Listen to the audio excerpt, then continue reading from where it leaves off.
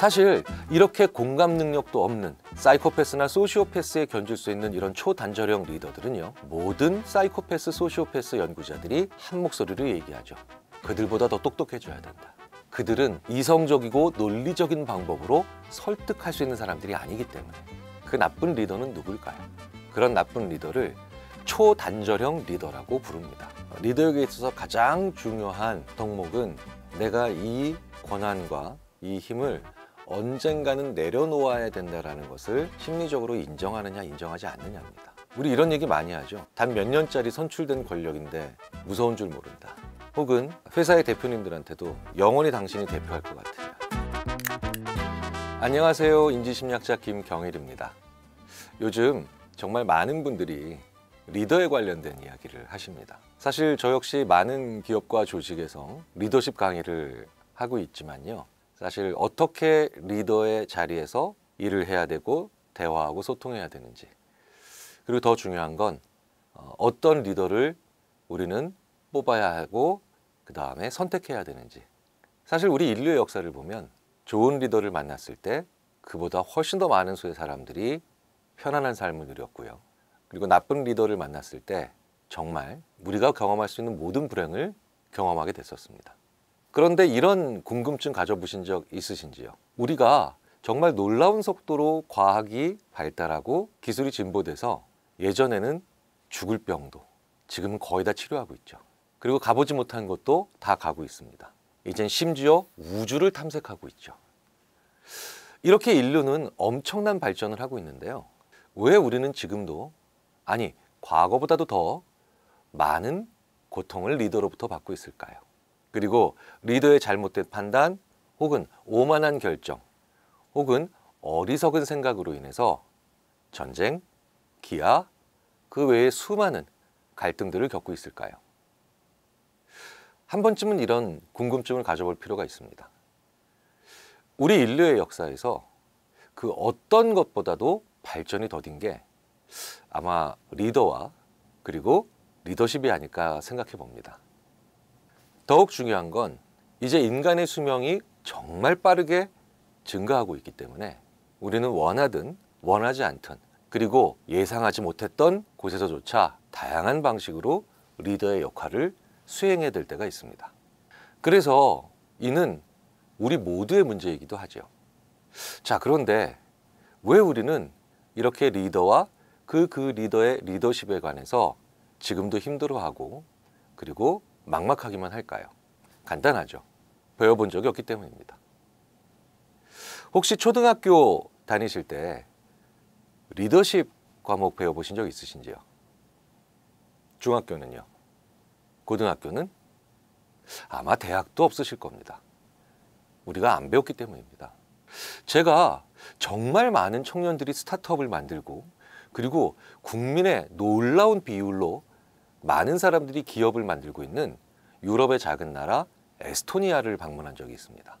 그런데 어떻게 그렇게 많은 사람들이 창업을 하고 그리고 어떻게 그렇게 많은 사람들이 기업을 하고 있고 심지어 전 국민의 거의 대부분이 개발자로서의 능력을 갖추고 있느냐, 제가 그런 질문을 했더니 그 에스토니아 교육부 관계자 한 분이 저를 데리고 초등학교 교실을 가더라고요.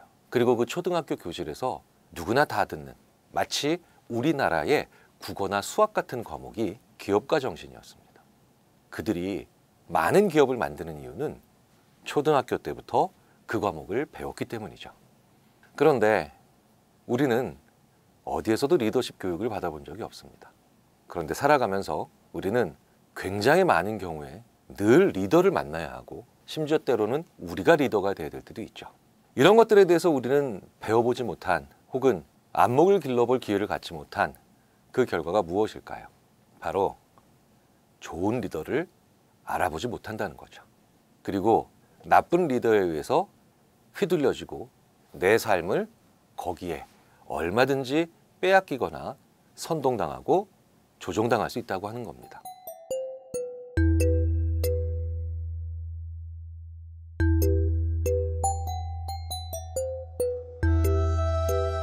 그래서 21세기에 들어오면서 점점 더 많은 심리학자들이 리더, 그 중에서도 특히 나쁜 리더가 무엇인가를 그리고 누구인가를 알아보려고 하는 작업들을 많이 했습니다. 아니, 좋은 리더를 선출하면 되고 좋은 리더를 알아보면 되지 왜 굳이 나쁜 리더를 알아보고 나쁜 리더십을 공부해야 돼? 라고 생각하실 수도 있겠죠. 그런데요, 정말 많은 영역에서 우리는 이렇게 하면 된다라는 것도 배워야 되지만 이렇게 하면 안 된다라고 하는 것도 배워야 됩니다. 우리가 건강하기 위해서 우리 몸을 건강하게 만드는 행위, 즉 운동, 그리고 몸에 좋은 음식을 알아야 되겠죠. 하지만 우리가 건강을 지키기 위해서 못지않게, 아니 더 중요하게 알아야 되는 것들은 건강을 해치는 음식과 행동과 습관이죠. 그런데 우리는 윤리는 배웠는데요, 악은 배우지 않았습니다. 윤리의 반대말은 비윤리일까요? 그건 너무 협소한 정의죠. 우리는 무엇이 범죄이고 무엇이 악이며 무엇이 나쁜 리더이고 그리고 그로 인한 피해가 얼마나 대단한 것인지 거의 들어본 적이 없죠. 우리의 수많은 역사책과 그리고 사회교과서는 그래서 위인들로 가득 차 있습니다. 그런데 우리의 삶을 그 위인들이 엄청나게 많이 지켜주고 발전시켰지만 몇 배의 강도로 깨끗하게 황폐해버리는, 그리고 초토화시키는 악인들에 대해서는 불편하다는 이유로, 그리고 교육과정에 틈이 없어서, 그리고 뭘 거기까지 라고 하는 안이한 생각으로 거의 배우지 못했죠. 그래서 우리는 우리나라를 빛낸 위대한 위인들의 이름은 거의 100여 명 가까이 될 수 있지만 우리나라를 정말 긴 시간 동안 고통 속에 빠뜨렸던 그런 악인들의 이름은 단 몇 명에 불과한 정도로만 기억하고 있습니다. 양쪽을 다 알아야 되지요. 그래서 나쁜 리더와 그리고 그 나쁜 리더가 어떤 과정을 거치면서 우리 삶을 황폐화시키고 피폐화시키는가를 알아내는 것은, 그리고 공부하는 것은 단순히 나보다 한참 높은 위치에 있는 그런 대단한 정치적 리더나 아니면 높은 자리에 있는 리더뿐만 아니라 내 삶의 나에 가까운 거리에서 나에게 영향력을 발휘할 수 있는 그런 리더의 위치에 있는 사람들을 알아보고 대비하기 위해서도 너무나도 중요한 지식이죠. 서론이 너무 길었다고요? 그러면 아주 간결하면서도 분명한 결론으로 들어가 보겠습니다. 그 나쁜 리더는 누굴까요? 그런 나쁜 리더를 초단절형 리더라고 부릅니다. 단절. 무엇의 반대말일까요? 연결의 반대말입니다. 그러면 이 연결을 끊는 단절, 이 단절을 그것도 엄청나게 하는 이 리더들은 도대체 무엇을 단절시킬까요? 첫째는 자기의 지위나 자기의 통솔을 받는, 혹은 자기의 리더십의 대상이 되는 사람들과의 관계를 단절하죠.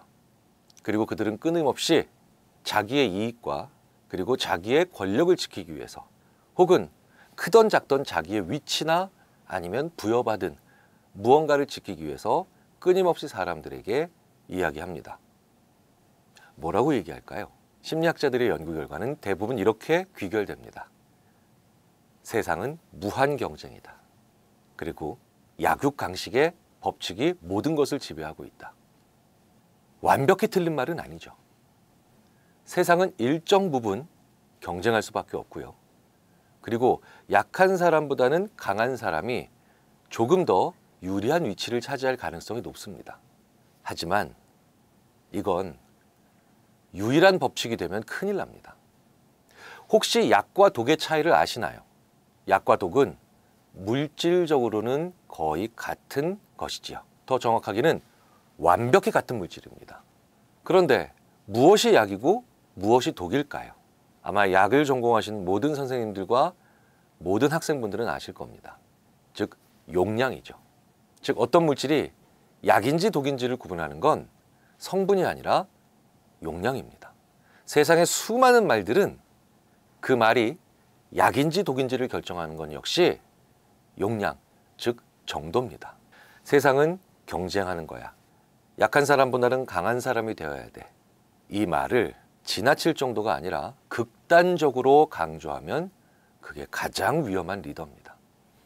이 법칙을 늘 끊임없이 사람들한테 세뇌이면서 그 반대급부인 바로 경쟁하지 않는 자는 처단해야 돼. 약한 자는 세상의 짐이고 그러니 얼마든지 짓밟아도 돼. 라고 하면서 끊임없이 갈등과 분열을 만들어내는 20세기의 거의 모든 독재자들이 그랬죠. 그리고 우리는 지금 21세기에도 끊임없이 그런 사람들을 TV에서든 아니면 우리 주위에서든 보고 있습니다. 자, 그렇다면 그런 나쁜 리더들은 또 무엇을 단절시키려고 할까요?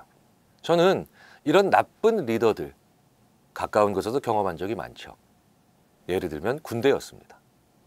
정말 끊임없이 사람들을 괴롭히고 이용하며 선동하고 그리고 자기 뜻대로 모든 것을 진행하며 그 과정에서 걸림돌이 되는 많은 사람들을 괴롭히고 짓밟는데 조금의 죄의식도 가지고 있지 않은 대부분의 사람들은 우리들을 단절시킵니다.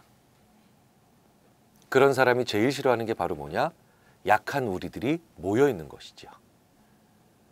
그리고 힘없는 자들이 서로 대화하는 것입니다. 그리 먼 것도 아니죠. 불과 수십 킬로 혹은 불과 200킬로만 위로 올라가면 북쪽에서 볼 수 있는 나라도 똑같은 짓을 해왔고 지금도 하고 있죠. 그래서 다양한 사람들이 서로 연결하고 소통하는 것을 두 번째로 단절시킵니다. 물론 이렇게 초단절형 리더들이 세상에 갑자기 권력을 쥐는 경우는 지금도 종종 있죠. 근데 문제는 우리는 두 번의 피해를 다 경험할 수 있다는 겁니다. 첫째, 그들에 의해 제거되고 가장 많이 억눌리고 짓밟히는 피해가 되겠죠. 그런데 못지않게 큰 피해가 있습니다. 그들에게 충성하고 그들에게 동조하는 경우에도 못지않게 큰 피해를 본다는 겁니다. 왜일까요? 우리 인류 역사에서 초단절형 리더는 거의 예외 없이 초스피드로 멸망합니다. 그리고 가장 기발한 방법으로 예상치 못한 상황에 어이없는 과정을 거치면서 결국은 몰락의 길을 걷죠. 그러니 그들에게 부안해동했던 사실은 초반에 선량했다라고 어느 정도 변명할 수 있었던 사람들까지 똑같이 몰락의 길을 걷습니다. 그러니 이런 초단절형 리더는 거의 모든 사람들에게 돌이킬 수 없는 정도의 피해를 준다는 거죠. 그래서 이런 사람들을 우리는 늘 경계해야 되고요. 그리고 이런 사람들이 리더의 위치에 앉지 않도록 우리는 늘 주의 깊게 살펴보아야 합니다. 그렇다면 이들을 막아내는 방법은 무엇일까요? 사실 이렇게 공감 능력도 없는 사이코패스나 소시오패스에 견줄 수 있는 이런 초단절형 리더들은요, 모든 사이코패스, 소시오패스 연구자들이 한 목소리로 얘기하죠. 아웃스마트, 그들보다 더 똑똑해져야 된다. 왜? 그들은 이성적이고 논리적인 방법으로 설득할 수 있는 사람들이 아니기 때문에.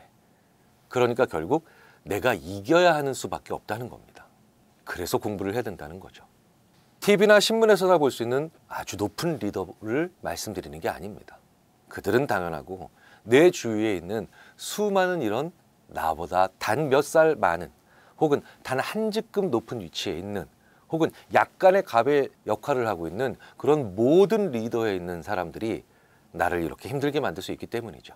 자, 그렇다면 어떻게 이들을 막아내고 이겨내고, 즉 아웃스마트, 보다 더 우리가 영리해질 수 있을까요? 연구들을 종합해보면 가장 중요한 핵심은 그들이 단절을 무기로 하고 있기 때문에 나는 연결을 무기로 해야 된다는 겁니다. 세상에는 정말 다양한 많은 사람들이 있죠.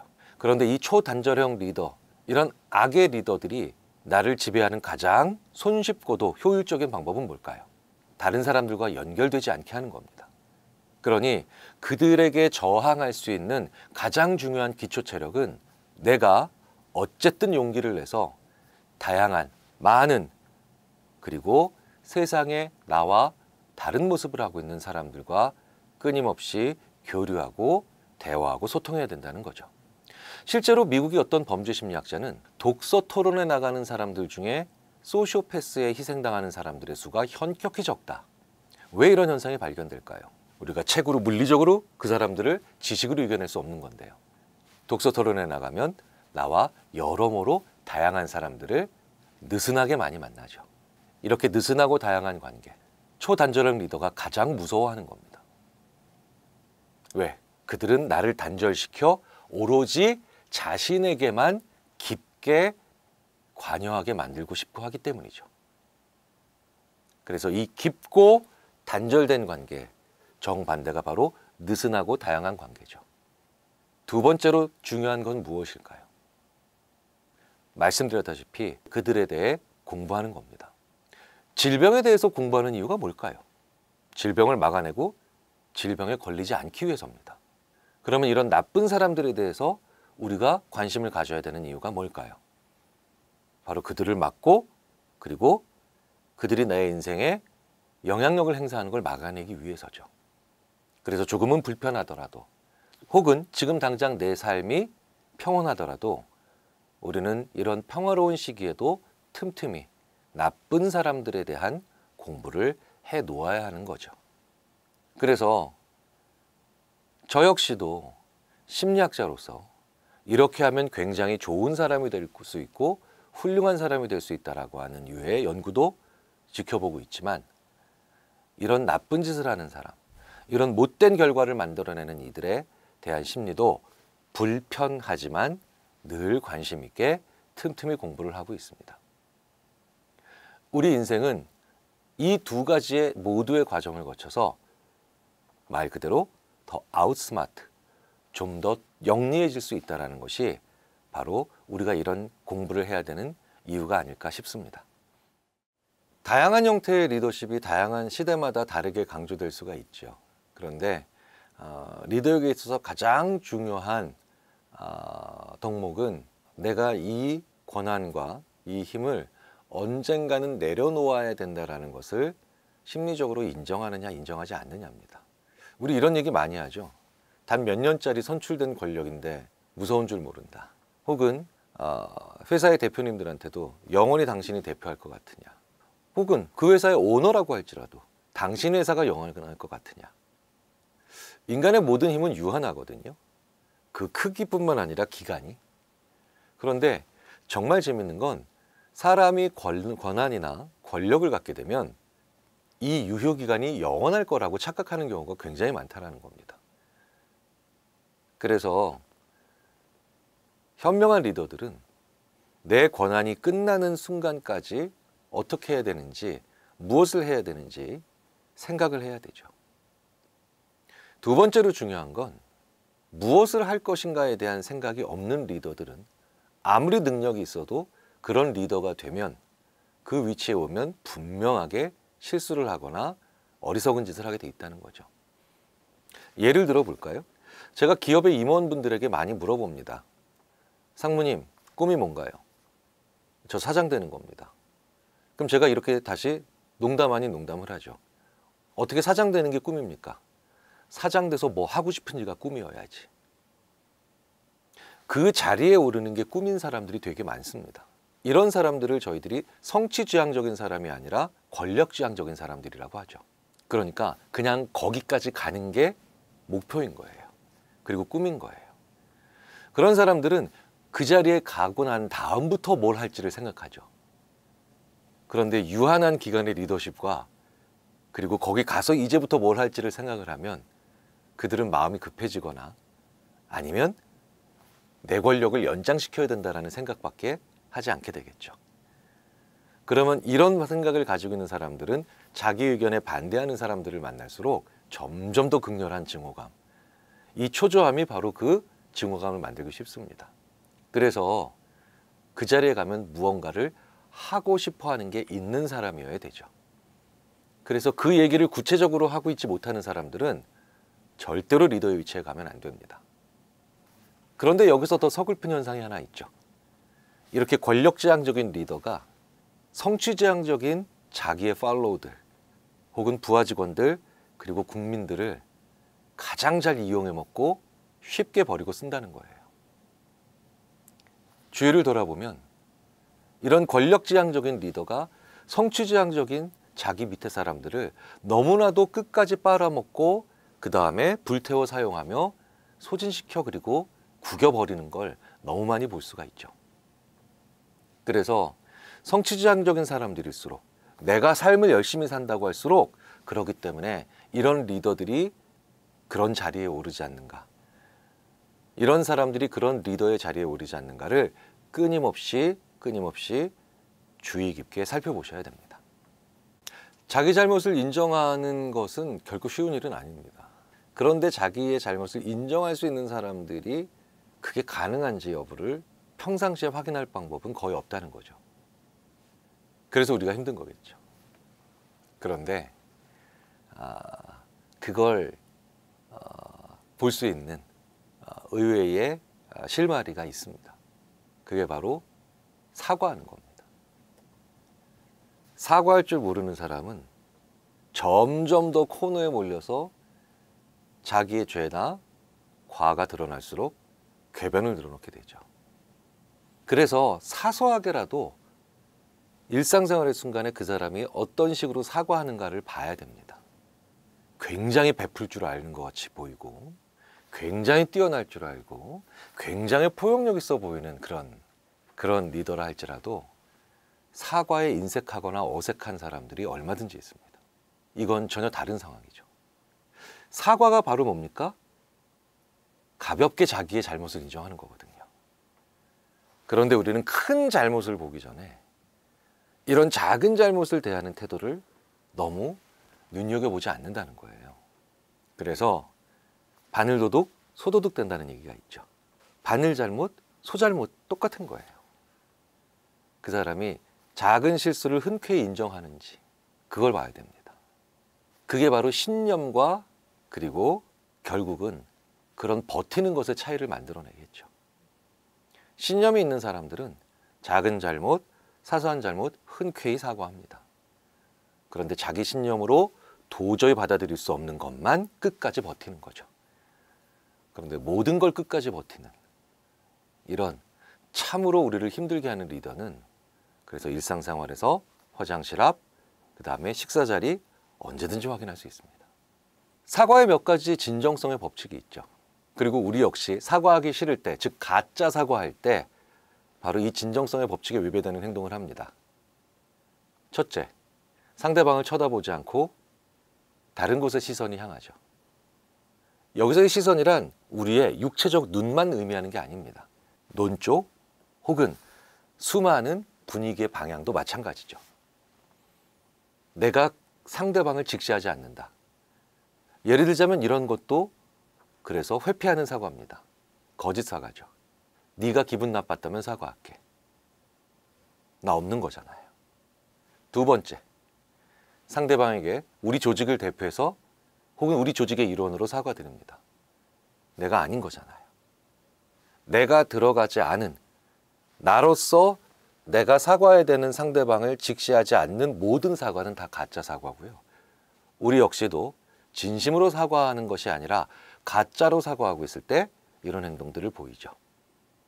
그래서 그런 사람들일수록 점점 더 자기의 잘못을 인정해야 되는 순간이 다가올 때 우리에게 더 괴롭게 만드는 모습을 보일 수밖에 없습니다. 우리가 어떤 사람의 한 단면을 끊어서 이 사람은 초단절형이다 아니다 라고 얘기하기 전에 우리 스스로를 먼저 한번 돌아봐야 되죠. 우리 스스로 그런 초단절의 지점을 지향하고 있지 않은지. 단절은 연결의 반대말이고 연결은 아우르는 것을 의미하죠. 그럼 아우름을 반대말은 배타겠죠. 즉 배타적 언어가 너무 쉽게 나오면 그리고 그게 고착화되면 단절이고요. 그리고 그걸 심지어 무기로 쓸 줄 알면 초단절이겠죠. 그런데 우리 사회에서도 이런 배타적 언어는 종종 씁니다. 아닌데 나 그런 말 쓰지 않는데? 아니요. 의외로 우리가 좋은 말을 할 때 많이 써요. 나쁜 말은 그리고 남을 헐뜯거나 비방하는 혹은 비판하는 말은 그 자체로 부정적 감정을 만들어내기 쉽기 때문에 우리가 조심합니다. 그런데 우리는 의외로 배타적 언어를 의외의 곳에서 좋은 표현을 할 때 쓰는 경우가 많죠. 저는 꽤 많은 조직에서 그 조직의 선배 세대 분들에게 이런 배타적 언어 하지 말라고 많이 당부드립니다. 자기 후배가 일을 잘해왔는데 어우 이 친구 요즘 젊은 사람답지 않게 일 너무 잘해. 굉장히 배타적이죠. 나는 그 상대방, 즉 후배 직원을 칭찬하고 있지만 그 후배 직원만 싹 빼고 그 후배 직원의 모든 세대를 안 좋게 평가한 거잖아요. 내 속마음을 들킨 겁니다. 후배가 선배한테도 마찬가지로 이런 얘기를 하죠. 아우 선배님 나이 드신 분답지 않게 옷 정말 잘 입으시네요. 뭡니까? 당신만 빼고 당신 세대는 다 촌스럽다고 얘기하는 거죠. 우리가 의외로 상대방 세대의 장점을 잘 모릅니다. 그리고 나와 반대되는 입장을 가지고 있는 사람들의 기능을 모르죠.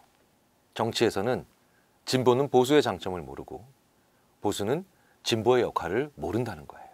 회사에서도 경영진은 노조의 순기능을 무시하고 노조는 경영진을 악마처럼 대한다는 겁니다. 싸우고 대립하고 갈등해야 될 때는 분명 존재하죠. 하지만 가족 구성원이 하는 일도 없는데 맨날 밖에서 술만 마신다고 남편을 나무라는 부인, 내가 벌어준 돈으로 아무것도 하지 않고 집안꼴이 이게 뭐야 라고 탓하는 그런 남편, 집안꼴이 엉망되겠죠. 나와 다른 사람, 나와 대척점에 있는 사람들의 순기능을 모르는 모든 사람들은 필연적으로 단절을 만들어내고 있고요. 그리고 그게 악화된 결과가 초단절입니다. 우리 이런 말 많이 하죠. 우리 안에 악마가 다 존재한다. 그리고 우리 안에 다 천사도 존재합니다.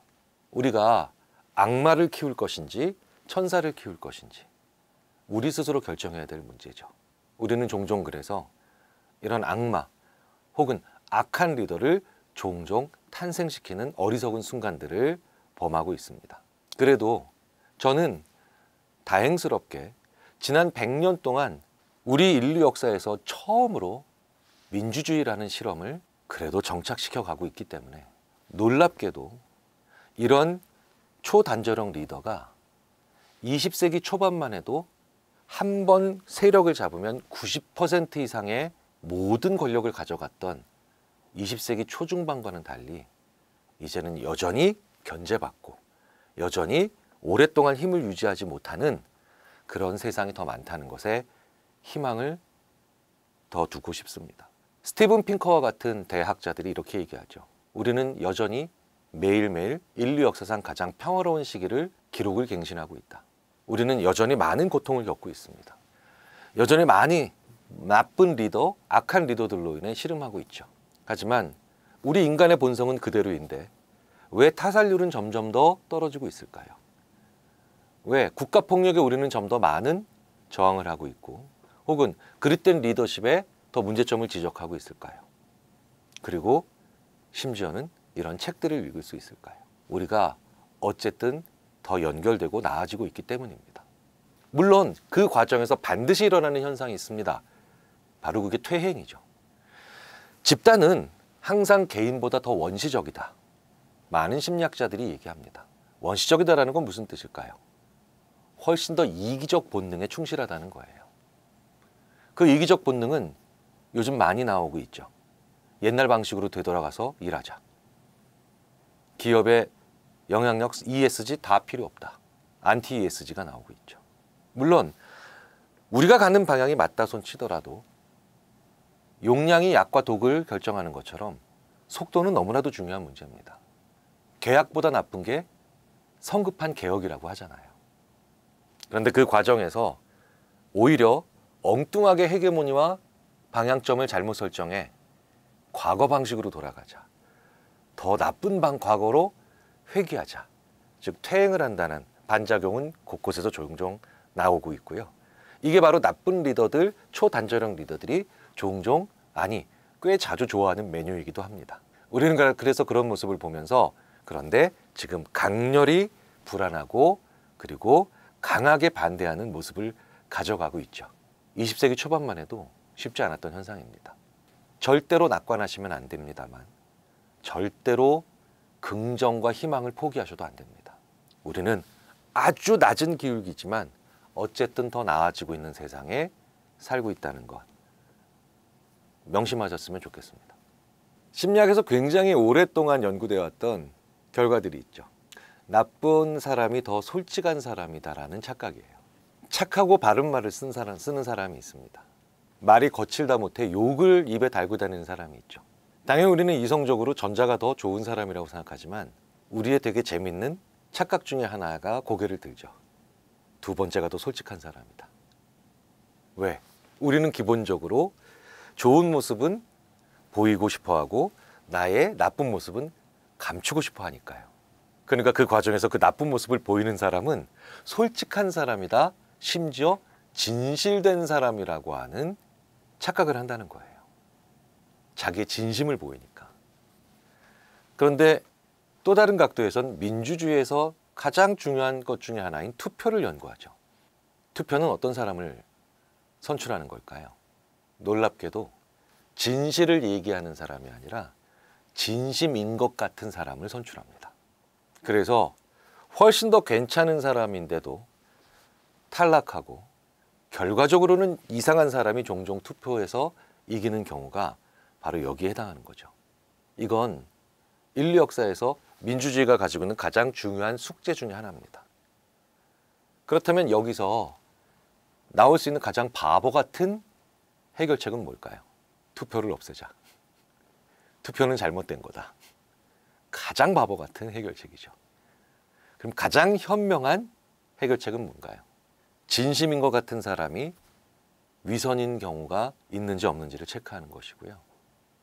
위선인 것 같은 사람이 사실은 진실을 얘기하고 있는지 아닌지를 들여다볼 수 있는 지혜가 필요하죠. 그런데 이걸 대인관계에 있어서는 내가 신경 써서 한 사람을 지켜보면서 알 수 있겠죠. 하지만 실제로 투표와 같은 이런 거대한 사회적 활동에서는 나 개인이 들여다본다고 할 수가 없겠죠. 사실은 그걸 해야 되는 게 언론입니다. 그리고 그 책임을 다하지 못하면 이제부터는 그게 아닌 거죠. 언론, 미디어의 정의는 굉장히 오래전부터 조금씩 변해왔죠. 그래서 우리는 이런 유튜브와 같은 온라인 매체가 언론인지 아닌지, 마치 10년 전, 15년 전에 포털이 언론인지 아닌지를 우리가 계속해서 고민하고 논쟁해 왔던 것처럼요. 앞으로도 이런 논쟁은 계속 끝없이 계속될 겁니다. 그런데 반드시 들어가야 되는 것 중에 하나가 바로 무엇이냐? 거칠고 공격적인 말을 하는 사람이 사실은 더 위선적인지 아닌지를 겸허하고 그 다음에 좋은 표현과 그 다음에 공격적이지 않은 그런 언행을 하는 사람이 오히려 더 진실을 첨예하게 바라보고 있는 사람이 아닌지를 그걸 검증하지 않으면, 그리고 그런 의무를 지지 않으려고 하는 모든 미디어는 언론이 아닙니다. 그리고 그걸 할 수 있거나 해내려고 하는 의지가 있는 것만 이제 저는 언론이라고 생각합니다. 잘못 지었는지 아니면 정말 잘 지었는지는 모르겠지만 그 제목 때문에 지금까지도 수많은 사람들의 오해를 받고 있는 리차드 도킨스의 이기적 유전자. 이기적 유전자는 유전자가 이기적이라는 뜻이죠. 사실 하지만 그 책의 핵심은 그 유전자의 이기심을 충족시키기 위해서 그 유전자가 모여 이루고 있는 인간은 가장 중요한 삶의 생존 도구가 오히려 이타성이라고 하는 결론에 도달하잖아요. 그렇다면 유전적으로 타고나는 것들은 실제로 그렇기 때문에 인간은 대부분 타고나는, 인간의 태어날 때 이 순간은 상당히 선합니다. 그건 거의 모든 심리학 연구들이 일관적으로 관찰되죠. 그런데 이렇게 나쁜 사람들이 만들어지는 과정, 물론 여기에는 편도체와 같은 양심, 죄책감, 물론 여기에는 일부, 극히 일부 양심과 죄책감을 담당하고 있는 뇌에서의 편도체를 거의 발달시키지 않은 상태로 태어나는 선천적인 사이코패스들이 존재하겠죠. 하지만 이렇게 극단적인 예외를 제외하고는 대부분 이후에, 태어난 이후의 삶에 의해서 이런 초단절형 리더가 만들어진다고 보는 것이 정설입니다. 물론 여기에는 어린 시절에 굉장히 가슴 아픈 혹은 불행한 학대나 트라우마가 있을 수 있겠죠. 하지만 그 이후에 청소년기에 어떤 용기와 결정을 냈느냐가 또 한편으로는 중요한 요인일 겁니다. 모든 학대받았거나 트라우마 경험을 가지고 있는 아동들이 이렇게 나쁜 사람들이 되는 게 아니거든요. 오히려 그 경험 때문에 나 외에 다른 사람들에게는 이런 아픔을 겪게 하지 않게 만들기 위해서 더 노력하는 사람들이 훨씬 더 많죠. 중요한 건 어느 정도 자유의지를 가지고 살아가는 시점이 되면 노력해야 된다는 겁니다. 그런데 문제는 이런 사람들을 0으로 만들 수는 없죠. 확률을 줄일 수 있는 것밖에 방법이 없습니다. 저는 늘 이런 얘기를 드립니다. 사이코패스를 없애는 건 불가능하다. 하지만 현격히 줄일 수는 있다. 그 답이 바로 어디 있을까요? 바로 교육에 있는 겁니다. 우리는 정말 많은 지식을 학교에서 배우지만 어떻게 살아야 다른 사람들과 공존할 수 있는가를, 그리고 연결된 삶을 사는가를 거의 배워본 적이 없습니다. 그런데 유난히 한국의 교육이 이 측면에서는 지독하리만큼 약합니다. 전 세계에서 가장 똑똑한, 그리고 교육 수준 높은, 그리고 책임의식 있는 선생님들, 그리고 전 세계에서 가장 열심히 무언가를 할 준비가 잘 되어 있는 아이들. 그런데 이렇게 환상적인 콤비를 가지고도 우리는 왜 이런 교육을 하지 않을까요? 우리 모두의 그릇된 욕망이 아닌가 싶습니다. 그런데 리차드 도킨스를 비롯한 수많은 이 분야 연구자들이 얘기하죠. 그렇게 만들어진 단절된 능력 있는 아이들, 단절형의 능력 있는 아이들이 이 세상에서 가장 빠른 속도로 몰락할 수밖에 없다는 거. 우리 아이를, 그리고 우리 후배 세대를, 그리고 우리 한국의 어린 세대를 이 지구상에서 가장 경쟁력 없고 가장 일찍 도태되는 세대로 만들지 않기 위해서라도 우리가 이런 공부를 하는 것은 굉장히 중요합니다. 문화심리학자 김정훈 박사는 이런 말씀을 하시죠. 외로움에 견디다 못해 나쁜 관계로 도피한다. 우리는 지금까지 나쁜 관계에 관련된 이야기를 결국 한 겁니다. 그런데 우리는 어떤 경우에 나쁘면서 심지어 종속적인 관계를 벗어나지 못할까요? 우리 자신이 파편화되고 외롭기 때문이 아닐까요? 그렇다면 우리가 외롭지 않기 위해서는 어떻게 해야 할까요? 내 주위에 있는 사람들과 원만한 관계를, 그리고 의미 있으면서도 좋은 관계를 유지해야 되겠죠. 그게 말은 쉽지만 그게 그렇게 쉬운 일이 아니지 않니? 라고 반문하신다면 저희 심리학자들이 100년 넘게 연구한 내 주위에 있는 사람들과 의미 있고 그리고 좋은 관계를 유지할 수 있는 가장 중요한 언어를 말씀드리겠습니다. 그게 바로 고마워 라는 말입니다. 우리는 왜 외로워질까요? 고마워하지 않기 때문에 그렇습니다. 그런데 더 중요한 건 나에게 고마워해야 되는데도 표시하지 않는 사람, 나의 고마움을 받지 않는 사람, 즉 감사에 있어서 문제가 있는 사람들을 발견하게 되죠. 두 번째 언어는 바로 미안해라는 말입니다. 고마울 때, 미안할 때 이 두 말을 제대로 하는 사람들일수록 외로운 사람들의 수는 급격하게 줄어들죠.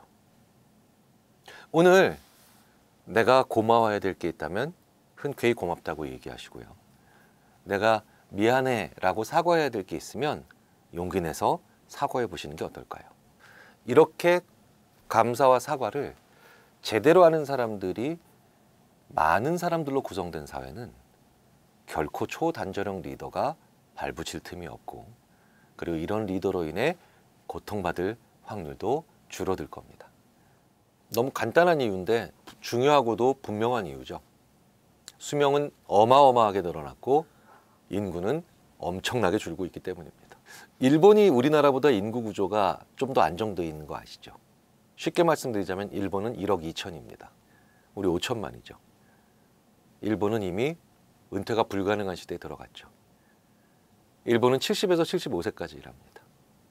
우리는 80세까지 일해야 되고요. 심지어 20, 30대는 90세까지 일해야 되는 걸로 나옵니다. 공부해야 되는 이유를 또 다른 방법으로 설명드릴 필요가 있을까요?